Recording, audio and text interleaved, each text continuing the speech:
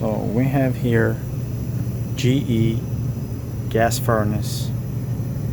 This is the model number and the serial number 537692, model number BLU060C9244A. The gas valve, the model number on the gas valve is 36C03 type 222. And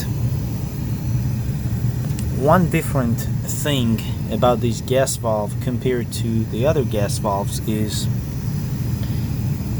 it has two extra terminals. What they are, well, this is just 24 volts here, and that is normal. Every gas valve has. It's a pilot operated. So these two wires go up to that little limit switch right there. If that switch trips, you won't be able to have pilot stay on. Pilot will disappear. So these two terminals basically connected to that switch, millivolt goes out, comes back, and these connections has to be really tight. Have to be really tight because it's a millivolt. And you can test this gas valve by removing these two terminals, jumper these two together on the gas valve, and then see if you can have the pilot stay lit. If that stays, you know that the problem is with that switch up there, where we have a separate high temp limit, fan and limit switch here.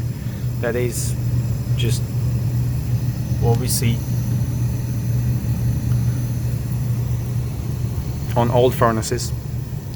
But this gas valve was a little different, so I just wanted to mention about it, that these two terminals are actually controlling the pilot. If anybody knows anything more than that, please let me know. Leave it in the comments. Otherwise, the furnace actually comes on and runs.